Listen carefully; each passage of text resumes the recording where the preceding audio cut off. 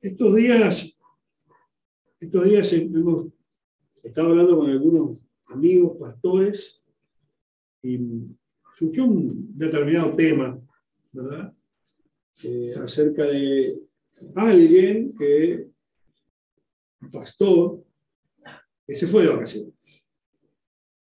¿Tiene derecho el pastor de tener vacaciones? Por supuesto. Porque usted trabaja toda la semana, trabaja todo el año y se toma vacaciones y se va de vacaciones y se va de vacaciones. Entonces, este determinado pastor se fue de vacaciones y resulta que todos los días que ese pastor no estuvo de vacaciones, parece que la iglesia se tomó vacaciones también. Y la gente no iba a congregar porque no estaba el pastor. Esto, ¿por qué lo digo en un tono de gracia, en un tono de dicharachero, pero al mismo tiempo sarcástico? Usted va a decir sarcasmo en la iglesia, y Jesús era bastante sarcástico. Pero me dejó pensando esa situación, porque saben que yo también me tomo mis vacaciones, me las tomé todo enero, como siempre, con la familia, sin dejar de atender la iglesia los días que me comprometí. Pero me hizo acordar de una situación que vivió el Señor Jesús, ¿verdad?, con sus discípulos. En determinado momento, y eso lo pueden ver ustedes, no lo busquen, pero lo pueden ver en Lucas 9, allí Jesús envía a los 12 discípulos a hacer la tarea, ¿verdad? Y Jesús se quedó aparte, ¿no? Digamos, el pastor dejó la tarea para que se haga la iglesia y el pastor se retiró hacia un costado y dijo, bueno, ahora ustedes hagan la tarea. ¿Por qué? Porque la palabra del Señor enseña, y la lógica enseña, la lógica de la vida, que el discípulo tiene que aprender del maestro para poder hacer la misma tarea que el maestro. Y eso es lo que se espera del discípulo. Los aprendices de carpintería aprenden carpintería en el taller hasta que el dueño de la carpintería, el jefe, el capataz, el que esté a cargo, tiene la confianza suficiente para decirle, bueno, yo me voy a tomar unos días, te dejo a cargo de la tarea porque sé que la podés hacer bien. ¿Me están entendiendo? Entonces se trata de, como hablábamos recién en la alabanza, tómame, Señor.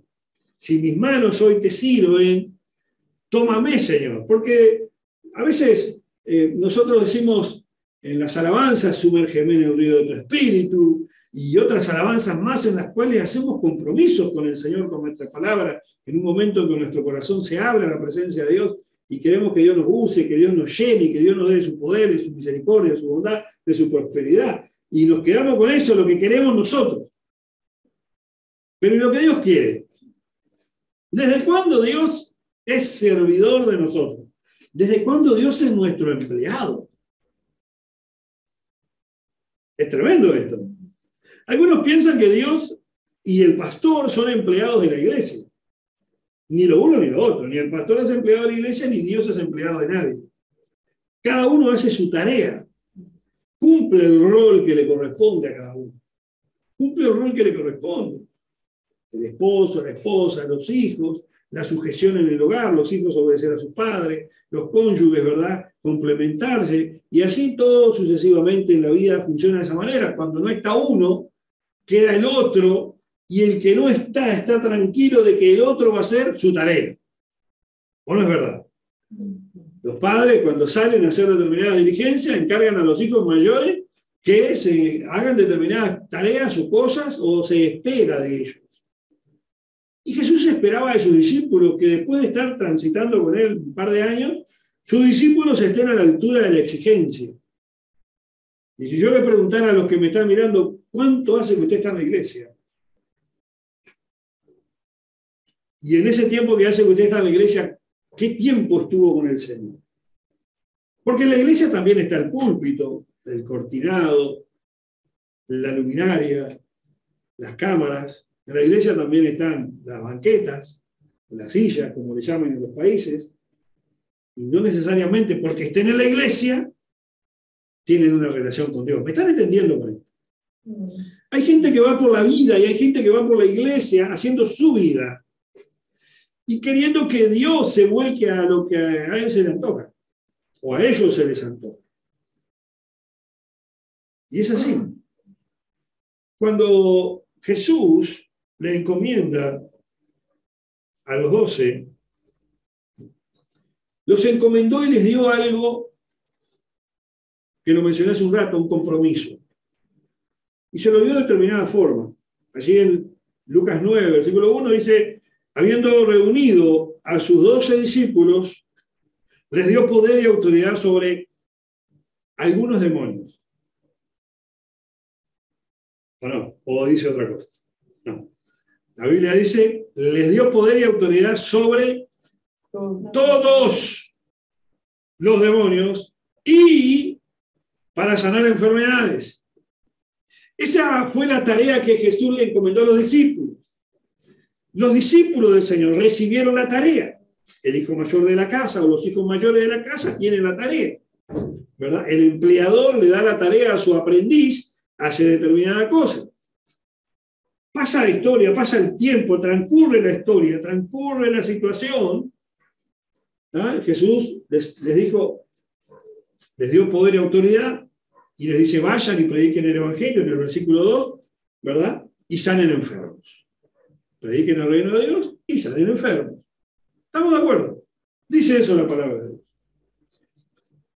Días más adelante, historias más adelante, situaciones más adelante, vamos a encontrar más allí una situación en la cual Jesús se enfrenta a una multitud y viene un padre trayendo a un hijo, a su único hijo, diciendo que un demonio lo toma a su único hijo y lo sacude y lo lastima violentamente y le hace echar espuma. Eso está en Lucas 9, versículo 39. Entonces, dice, difícilmente ese demonio lo deja tranquilo a su pobre hijo. Y en el versículo 40 viene la situación que ya ahí me dejó medio complicado a mí la historia. Rogué a tus discípulos que lo echasen fuera y no pudieron. Rogué a tus discípulos que lo echasen fuera y no pudieron. Esto me llamó muchísimo la atención.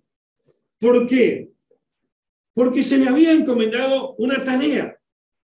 Se le había confiado algo. Dios le confió algo a determinado grupo de personas. Entrás a determinado grupo de personas. Dios le encomendó algo. Le dijo, bueno, ustedes tienen esta tarea, pero yo les voy a dar a ustedes poder y autoridad. ¡Wow! Y usted va a decir, ¿se lo dio a los apóstoles? Sí, a los apóstoles les dio autoridad sobre toda fuerza del enemigo. Cuidado acá. Se lo dio a ellos sobre toda fuerza del enemigo. ¿Acaso un demonio no es una fuerza del enemigo? Eso no es. ¿Y por qué entonces no pudieron sacar el demonio de un muchacho? A quien le llevaron el muchacho endemoniado a los apóstoles, y los apóstoles no pudieron quitar el demonio del muchacho. ¿Cuál fue el error que hubo allí? Jesús les corrige, ustedes lo van a ver en algunos versículos, Jesús los corrige y les dice que el problema de ellos era su incredulidad. Los reprendió por su incredulidad, le dijo, ¿hasta cuándo los voy a aguantar? Entonces, ¿cómo puede ser posible que alguien estando en la iglesia de pronto 1 año, 2 años, 10 años, 15 años, 20 años en la iglesia y no gane almas, y no sane enfermos, y no eche fuera demonios? Y yo le pregunto a los que me están mirando, ¿cuántos enfermos sanaron esta semana? ¿A cuántos les han predicado el Evangelio? ¿A cuántos les hablaste del reino de Dios? ¿A cuántos les hablaste del perdón de pecado? Entonces, vamos a la iglesia a pedirle a Dios, sáname, bendíceme, prospérame, dame, y el síndrome del me. El síndrome del me. Dame, tomame, usame. Pero cuando Dios nos deja a nosotros una comisión, no la hacemos. Y queremos resultados. Es interesante esto. Hay una situación paralela en el libro de Lucas, pero en el capítulo 10, Una situación muy similar. En el versículo 1, Jesús dice, Lucas 10:1, y después de estas cosas, designó el Señor también, o sea que había designado a 12 a quienes les dio autoridad y a quienes les dio poder. Los 12 apóstoles. Porque por ahí dicen, solo los apóstoles tenían poder para sanar y echar fuera demonios y para predicar el reino. Los demás estaban fuera de orden. No. Versículo 1 de Lucas 10. Después de estas cosas designó el Señor también a otros 70. O sea que eran los 12 más 70. ¿Cuántos son? 82. ¿No es verdad? 70 más 12 son 82. 82. O sea que ya no eran solo 12 apóstoles. La palabra apóstol significa enviado. Con un mensaje. Un empleado de correo. Para que usted se dé una idea. Un cartero. Entonces, le dice Jesús a quienes envió, por eso eran apóstoles, a quienes envió de 2 en 2 delante de él a toda ciudad y lugar donde había de ir. Y les decía, la mies es mucha y los obreros flojos. No, pocos. Pero también son flojos. La mies es mucha y los obreros flojos. ¿No? Por tanto, rogad al Señor de la mies que envíe obreros a su mies. Qué interesante este versículo. Le dice, rogar al Señor de la mies. ¿Quién era el dueño de la mies? Dios. Fíjense que acá hay un tema con la autoridad que cambió a diferencia de la autoridad que tenían los apóstoles, los 12. Acá le dice a los 70, también, al decir también, significa que los 12 estaban involucrados, le dice, ruéguenle al Señor de la mies que envíe obreros a su mies. Y me genera una pregunta, y tal vez a usted que me está mirando le genera una pregunta.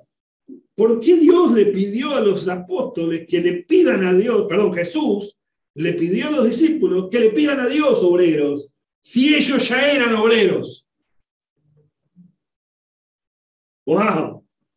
A ver quién toma esta palabra. Si ellos ya tenían la palabra y la promesa, ¿cuántos de los que están aquí, de los que están mirando, tienen ya la palabra y la promesa? A veces decimos, necesitamos que Dios envíe obreros a la iglesia, necesitamos que Dios envíe gente para trabajar, pero nosotros, ¿qué estamos haciendo? ¿Queremos un avivamiento? Todos queremos un avivamiento. Está como el meme de los motociclistas. ¿Queremos salir en moto? Sí. ¿Salimos el sábado? Sí. ¿Me dejan salir? Sí, tengo tiempo. Sí, salgo temprano y ya. Pero todos queríamos salir en moto. Pero llegado el momento, el sí se convierte en sí voy, como decía el Chapulín Colorado. Sí voy. Y era un ratón de este tamaño. ¿Están entendiendo lo que les digo? Había un desafío, había una palabra y había una promesa de Dios. Una promesa de autoridad delegada a quien creyera. Y Jesús le dice, yo los envío como corderos en medio de lobos. No lleven alforja, ni bolsa, ni calzado, y a nadie saludéis por el camino. Lo que nos habla de dedicación, lo que nos habla de consagración, lo que nos habla de concentración. Cuando los jugadores de fútbol van a tener una tarea difícil, un partido difícil, ellos se separan de todos, hasta de su familia, para estar concentrados, para estar con todo su cuerpo, su mente y su ser, dispuestos a la obra que tienen a hacer. Cada uno de ellos. Y después van a la cancha, ganen o pierdan. Pero ellos tuvieron eso que se llama la famosa concentración.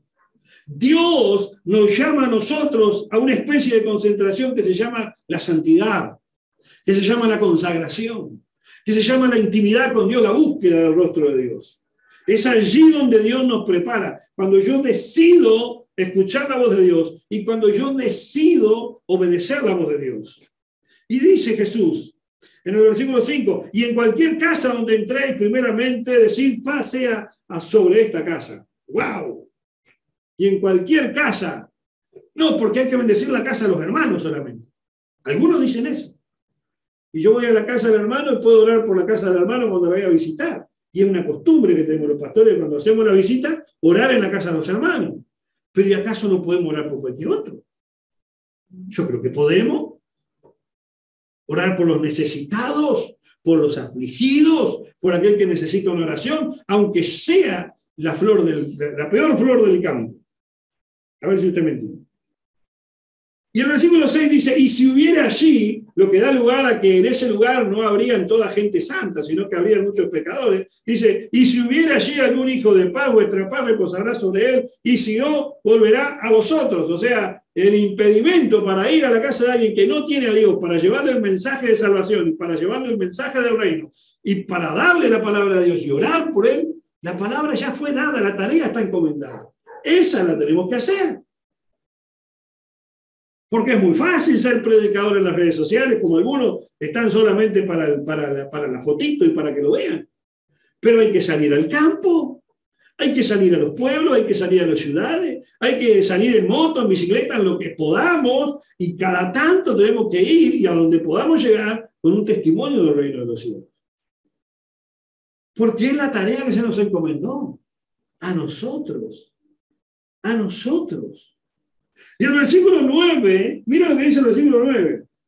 Y sanen a los enfermos que en ella haya y decirles se ha acercado el reino de Dios. Y yo a veces me encuentro con gente hablando por ahí, no voy a decir dónde son esos lugares, porque ya todos sabemos, todos tenemos algunos cerca, ¿verdad? He ido por algunos lugares donde la gente dice, no, por ahí sí no hay que orar porque ese es un adúltero, porque ese le robó la plata a la madre, porque ese, mirá, paseó por 20 iglesias, hizo destrozos en las 20 iglesias, no hay que orar por él. A ver, y si está enfermo no hay que orar por él tampoco. Jesús dijo, vayan, oren y sanen enfermos.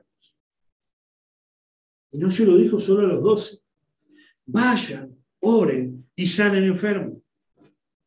Y también dijo lo siguiente, y acá hay algo fundamental, una bisagra, podríamos decirle, como dice un apóstol amigo, bisagra, ¿no? ¿Qué estamos predicando? ¿O a quién estamos predicando? Si usted va a visitar a alguien, usted le va a hablar a alguien de la salvación y le va a hablar a alguien de la iglesia, y usted va con el mensaje de la iglesia y con el mensaje del pastor y con el mensaje del apóstol, permítame decirle que usted va a perder el tiempo y el diablo va a tocar la guitarra al lado de usted y no va a pasar nada. Ahora, si usted va en el nombre de Jesús, si usted se consagró, si usted se separó, si usted está en santidad, si usted está obedeciendo al Señor, usted va a ir a anunciar el reino. Y cuando usted va a anunciar el reino, con usted va automáticamente la autoridad de echar fuera demonios. Con usted va automáticamente la autoridad dada por Cristo de sanar a los enfermos. Pero ¿cuál es la clave para que eso ocurra? Que se anuncie el reino de los cielos. Sin reino no hay poder, porque el poder viene del reino. ¿Queremos ver milagros, prodigios, maravillas? Reino, reino de los cielos. El reino de Dios va a venir a la tierra, pero el reino de los cielos es lo que nos conecta al poder de Dios y es lo que se manifiesta en la tierra con autoridad, con milagros, con prodigios, con maravillas. Jesús lo dijo, ven que los sordos oyen, que los ciegos ven, lo que los paralíticos andan. El reino se ha acercado a vosotros. ¿Qué se ha acercado a vosotros? El reino. Necesitamos ir con el mensaje del reino y el mensaje del reino es para todos, no para algunos. La comisión es para todos también y no es para algunos. No es solo para el pastor y si el pastor se va de vacaciones o se va a pasear o no puede venir, yo voy a levantarme y voy a ir al culto y voy a alabar a Dios y voy a ser la iglesia de Cristo. Porque no es la iglesia del pastor, es la iglesia de Cristo. Y ella no tiene cartel, es individualismo. Vaya donde vaya, allí está el poder de Dios. Donde hubieren dos o más reunidos en mi nombre, allí yo estaré en medio de ellos, dijo el Señor Jesús. Y cuando hay más de dos reunidos y usted está en el nombre de Jesús, créame que el poder de Dios va a estar allí. Y los enfermos se van a sanar. Y el versículo aquí 17, el versículo 16, perdón, dice, de Lucas 10, el que a vosotros oye, a mí me oye, y el que a vosotros desecha, a mí me desecha, y el que me desecha a mí, envía al que me envió. Por eso es importante que cuando yo voy a hablar de Jesús, yo tengo que ir en Jesús. No ir en mi nombre, no ir en nombre del pastor o en nombre de la iglesia, No, no, yo voy por la comisión que Dios me dio. Yo voy por lo que soy. Soy un hijo, una hija de Dios, un enviado del Señor, a anunciar las virtudes de aquel que nos llamó de tinieblas a luz, a hablar de lo que Cristo ha hecho. No tengo la iglesia más grande, no tengo la iglesia más linda, pero tengo al Cristo de la cruz, al que se bajó de la cruz, al Rey de Reyes y al Señor de Señores. Y Él es suficiente. Si yo necesito algo más que Jesús, entonces mi fe no está bien direccionada. Yo tengo que estar plantado en Cristo. Él tiene que ser mi única medida de fe. Jesús. Jesús. Por eso les dice a los discípulos, si van en mi nombre, yo voy con ustedes. Y el que me envió va con ustedes. Si van en mi nombre y no los escuchan, me desechan a mí y desechan al que me envió. ¡Wow! Ese fue el discurso. Y después de que hicieron toda su tarea, fíjense, en el versículo 17, los 70 vuelven de hacer la tarea y le dice al Señor, volvieron los 70 con gozo, diciendo, Señor, aún los demonios se nos sujetan en tu nombre. Gloria a Dios. Si usted revisa todos los versículos del 1 al 17, en ningún momento Jesús le dio autoridad a los 70 para echar fuera demonios. Pero ellos fueron sujetos a la palabra de Cristo y fueron a anunciar el reino. Y cuando usted está sujeto a Cristo, usted está obedeciendo al Señor, usted está consagrado al Señor, créame que cuando usted hable del reino, los demonios van a temblar y el poder de Dios va a descender y los demonios van a salir y la gente se va a sanar y la obra de Cristo va a avanzar. Y la obra de Cristo va a avanzar. Porque nadie resiste la autoridad de Cristo. Ningún demonio resiste la autoridad de Cristo. ¿Me está entendiendo? Cuando el reino se manifiesta, los demonios se manifiestan. Si no hay reino, no hay manifestación. Si no hay anunciación del reino, de la palabra de Cristo, los demonios tocan la guitarra al lado suyo. Es así de simple. Funciona así y los que me están mirando y saben muy bien del mundo espiritual, saben que eso es así. Después de que ellos manifestaron de que el poder de Dios se manifestó a través de ellos, Jesús les da potestad de hollar serpientes y escorpiones. Versículo 20, versículo 19 dice, he aquí yo os doy potestad de hollar serpientes y escorpiones y sobre toda fuerza del enemigo y nada os dañará. Sobre toda fuerza del enemigo y nada os dañará. ¡Wow! ¿Y a cuánto hemos visto y cuántas veces hemos escuchado? Tal vez usted que me está viendo o de los presentes, les ha pasado de ir a un lugar y la persona se manifiesta y de repente tiene que orar y el demonio sale. Y usted no sabe ni lo que pasó. Porque es el poder de Dios que se manifiesta.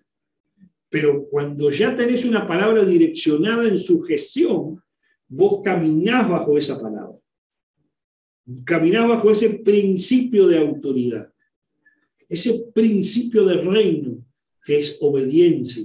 Es sujeción. Yo recibo la palabra, yo recibo la promesa, yo recibo la unción y yo camino hacia la obediencia. Y yo camino consagrado, yo camino en santidad y el reino se empieza a manifestar. El reino se empieza a manifestar. Sepan que el reino de los cielos está dividido. No el reino de Dios, el reino de los cielos. ¿Por qué? Porque en el reino de los cielos es donde se mueve Satanás. En el mundo espiritual se mueve la fuerza de Satanás. Satanás recibe fuerza de Dios, nos guste o no nos guste, porque es creación de Dios. A esto mucho no les gusta, pero está así en la Biblia. Satanás recibe el poder que Dios le da. Nadie tiene autoridad, dice la Biblia, si no le hubiera sido dada por el Padre. En el mundo de las tinieblas, ¿quién tiene autoridad? Satanás. O sea, que ¿quién le da la autoridad a Satanás? Dios. ¿Y quién le quita la autoridad a Satanás? Dios. ¿Y quién ya lo condenó a Satanás a una eternidad de sufrimiento? Dios. Ya está vencido. Tiene poder, sí. Destruye vidas, destruye familias, destruye matrimonio, destruye economías. Pero está vencido. Vencido. ¿Y saben cuándo Satanás es derrotado en la vida de alguien? Cuando está la autoridad de Cristo manifestada. Cuando usted está lleno del poder de Dios, lleno de la obediencia, usted se acerca y Satanás ve esa autoridad en su vida y huye de su presencia. Porque Satanás no puede soportar la autoridad, porque él nunca se sujetó a la autoridad. Él fue rebelde y él fue desobediente. Él quiso ser igual a Dios. ¿Me está entendiendo lo que le digo? Por eso fue que el Padre llevó al Hijo a los discípulos y les rogó que echaran fuera al demonio y no pudieron. Y no pudieron, porque ellos no creyeron. Tenían la promesa, pero no creyeron. Y usted puede tener muchas promesas en su vida y no creerlas. Usted puede tener una promesa en esta iglesia y no creerlas. ¿Y sabe cuál va a ser el resultado? El poder de Dios para que la promesa se cumpla está dado, pero usted no actúa. Y si usted no actúa, el poder no se manifiesta. Es una secuencia. Si usted quita un eslabón de la secuencia llegó hasta ahí. Hizo todo bien y llegó hasta ahí. Y muchos van por la vida cristiana y les va bien, pero llegan hasta ahí. Y no pasan de ahí. Vienen las promesas de Dios. Vienen hombres de Dios, vienen palabras de Dios, de otros ministros, de otros siervos, que Dios puede entregar palabras. Pero usted llega hasta ahí nomás. ¿Por qué? Porque la secuencia está cortada. Hay algo que está faltando. Y la incredulidad también es un espíritu. También es obra de Satanás. Él trabaja en el corazón del hombre y empieza a sembrar dudas. Empieza a sembrar incapacidad. ¿Será que soy merecedor de tal bendición? ¿Será que Dios me va a usar a mí? Si yo hice toda la vida las cosas mal.